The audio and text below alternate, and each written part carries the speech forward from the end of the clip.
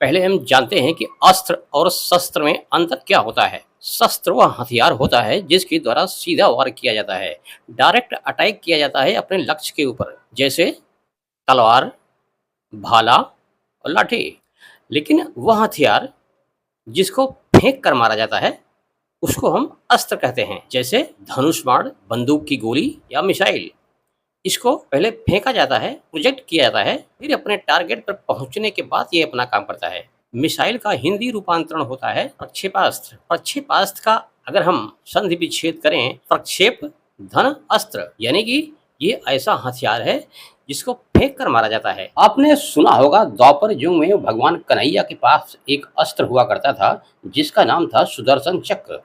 सुदर्शन चक्र न्याय का प्रतीक माना जाता था और ये किसी भी दिशा में अपने दुश्मनों का विनाश कर सकता था। तो ये तो बात रही द्वापर युग की। अब बात करते हैं कलयुग के सुदर्शन चक्र की। इसका वास्तविक नाम है यस 400 या यस 400। इसको भारत सरकार ने रसिया से खरीदा था, जो एक लंबी दूरी की वायु रक्षा प्रणाली। इसको भारत सरकार ने रसिया से खरीदने के बाद अपनी तरफ से नाम रखा सुदर्शन चक्र। इसमें 4 भाग होते हैं। अब आइए बारी बारी से इनके बारे में जानते हैं। पहला है सर्विलियंस रडार। सर्विलियंस रडार काम ये होता है कि जहां यह पूरा सिस्टम स्थापित किया जाता है, 600 किलोमीटर इर्द गिर्द की एरिया में अगर कोई दुश्मन प्रवेश करता है, एंट्री करता है, तो उन दुश्मनों का ये पता लगाता है, क्योंकि ये चारों दिशाओं में सिग्नल भेजता रहता है और पता लगाता रहता है कि उस एरिया में अगर कोई दुश्मन आता है, अगर उस एरिया में कोई दुश्मन प्रवेश करता है, चाहे वो फाइटर हो, चाहे हवाई जहाज हो या कोई मिसाइल हो, सबको पता लगाता है सिग्नल के माध्यम से और ये सूचना अपने अंदर इकट्ठा करके इसको आगे वाले भाग यानी कि दूसरे भाग यानी कि फायर कंट्रोल को देता है।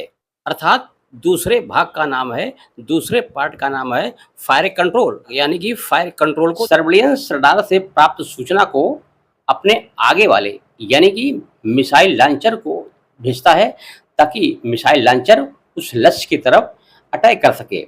यानी कि तीसरे भाग का नाम है मिसाइल लॉन्चर और चौथे पार्ट का नाम है कमांड पोस्ट। यह कमांड पोस्ट पूरे सिस्टम को मॉनिटर करता है और साथ में इस बात की निगरानी भी रखता है कि मिसाइल लॉन्चर से जो मिसाइल टारगेट के ऊपर जाता है, टारगेट पर लगा कि नहीं लगा। अगर निशाना चूक जाता है तो दोबारा फिर से मिसाइल लॉन्चर को ऑर्डर करता है और दोबारा मिसाइल तब तक जाता है जब तक टारगेट को अचीव नहीं कर पाता। जिसमें एक अलग रडार की सहायता से इस बात की पूरी निगरानी रखता है कि जो मिसाइल लॉन्चर से मिसाइल टारगेट पर जाता है वो अपने लक्ष्य पर लगा कि नहीं लगा। अगर नहीं लगा, अगर निशाना चूक गया, दूसरे मिसाइल को ऑर्डर करता है और वो जाके टारगेट करता है। और